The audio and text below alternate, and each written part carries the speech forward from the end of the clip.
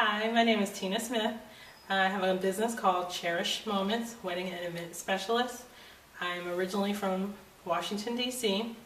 I now live in Charlotte, have lived here for 18 years, and today we're going to be talking about me and my story about being a cancer survivor.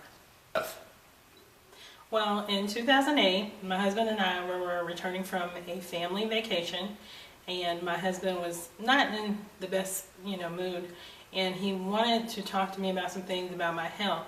And one of the things was, he said, I need to show you something.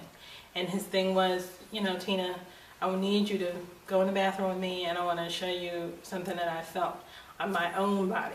And he made me check my breast, and we found a lump. And sure and behold, he let me feel it, and it was a lump.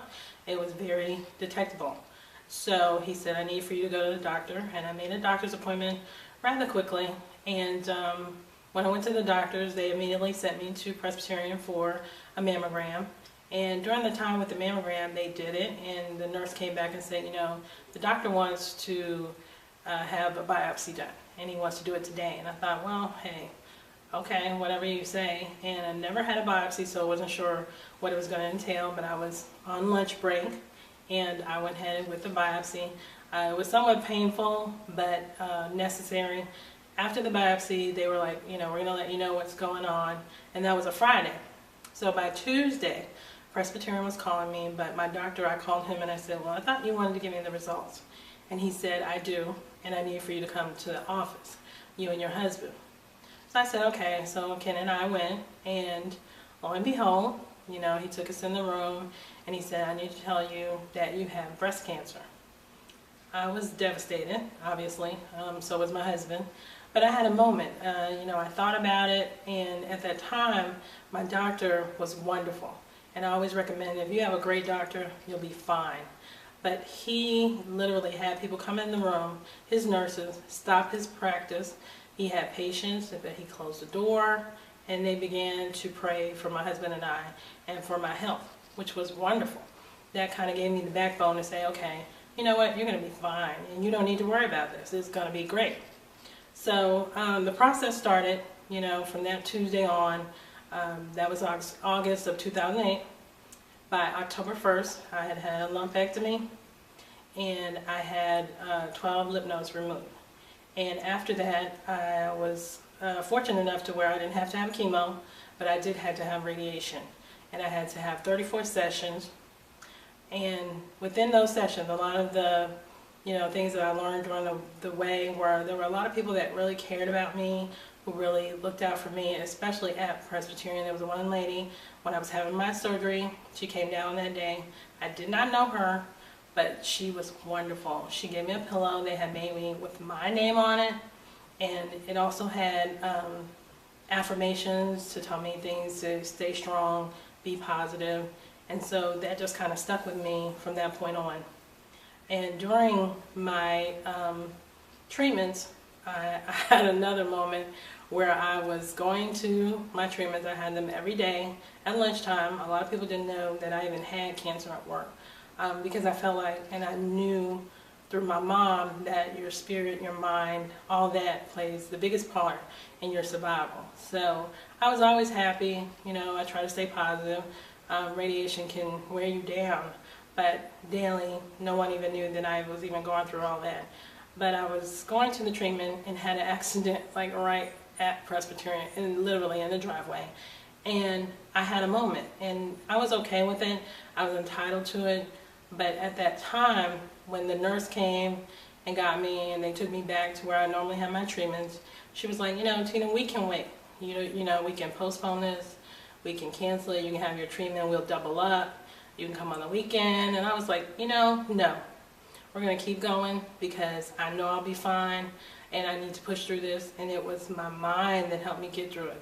It was my, positive outlook on life that said, you got to keep moving. You got to keep moving forward. You have other people that are, dependent on you, like my 8-year-old son. So I was like, I got to keep doing this. So I had my treatments. My last treatment was December of 2008 on Christmas Eve. And I rang the bell, because you get to ring the bell when you're done with your treatments. And I was like, ooh, it's over. Thank you God, it's over. So that was, my story. And after that, I learned, like, every time I went back, in the first 2 years, you go every 6 months, and I would take people things. I would say, read this. How's your life going? I'm asking the nurses. I'm talking to other people about their situation. My mom had cancer, and she's a 15-year survivor. So we would talk to other people, and we always came to the same conclusion. It is your mind. It is the power of being positive that gets you through, any type of diseases, but especially cancer. If you want to survive, if you want to get past it, those are the things that you will learn about yourself, to be positive, to make sure that you find something that is going to make you happy. And this is what I say with the whole lifestyle design, is that it will help you. It will help you get to that point. You'll learn affirmations. You'll learn how to be positive. You'll learn that, every day is not perfect, but you're meant to have a better life. You are meant to have that 4-day work week. So you need to understand that this is a good system to have in your life. And that is one of the things that I learned through having cancer and my survival. This is what you need to do. You need to be positive. You need to use your mind to, help you get to that next level. Everything is just playing with, the whole concept of, why do I need to work for someone else when I can be doing the things that I'm passionate about? And that makes it so much easier to go to your treatments. It's so much easier to get to the next year, And I'll be going into I'm almost at year 5. So once I get through the year 5, I'm in total remission. But I've never lost my faith. I've always been positive, and I think that, with your mind, these are the things that you're going to have to do. You have to focus on something that you really want, and if you really want it, you got to go after it, and that includes surviving cancer. One of the things, it was odd, I think, for me, reaching out to someone who already had it was like a big key in the initial moments. I think another thing is what you surround yourself with, your support system. It was the big thing. My family, my husband, my son at the time was only 4 years old, so obviously we didn't discuss it with him. But my mom, my dad, everybody was a forefront in saying, you'll be all right. You need to have that positive reinforcement. I think with my mom having it and me being subjected to other people who have already had it, I think that was one of the biggest things that helped me to keep my mind in the right perspective. Another thing is, I didn't do a whole lot of research. Research is wonderful, but it does not apply to everyone's situation. So the internet, books, you can't necessarily take everything you see literally, because it may not apply to you. And that also works against you as far as your mind. You go into thinking, well, this says this book says that, and I think that just deters you from saying, okay, this isn't about me, this is about, whoever this book was written about.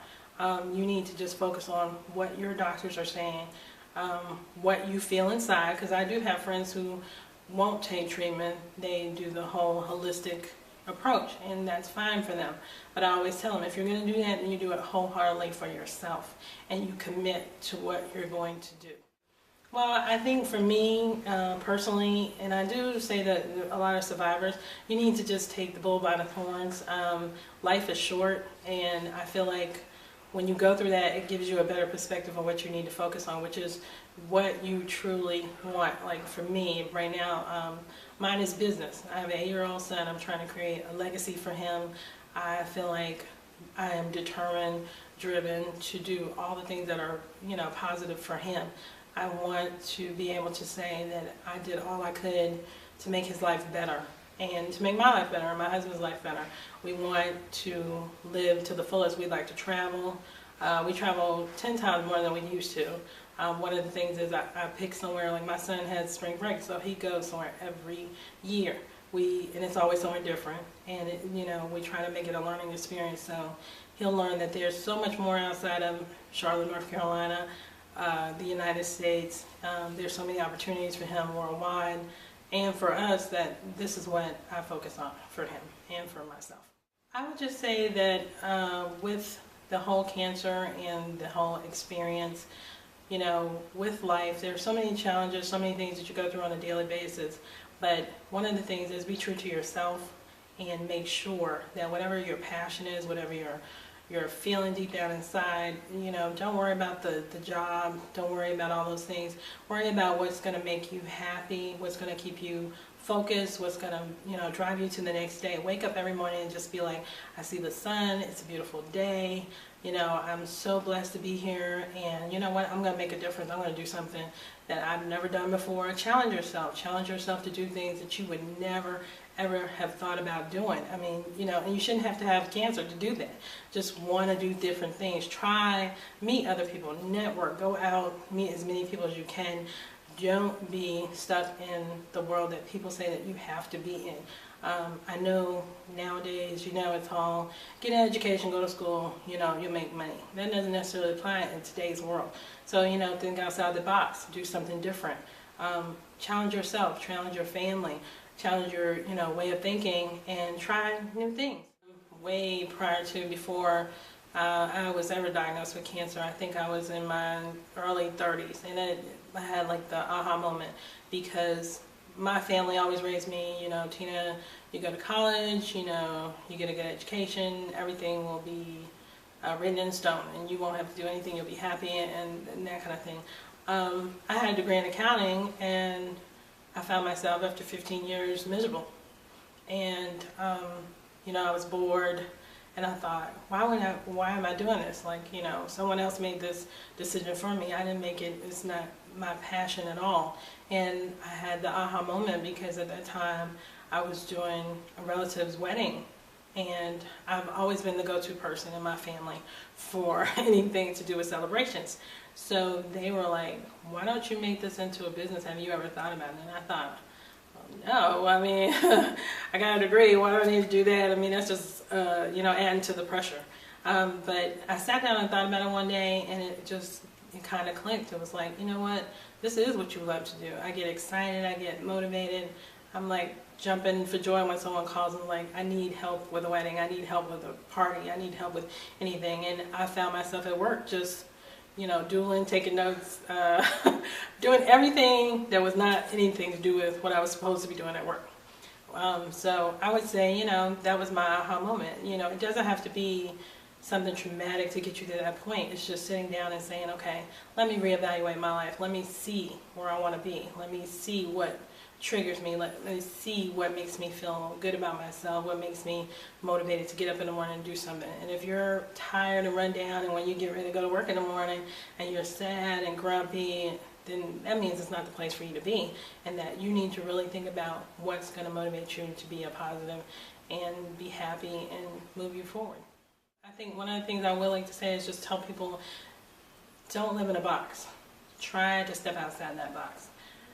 My husband was never, I always tell people this, he wouldn't eat sushi.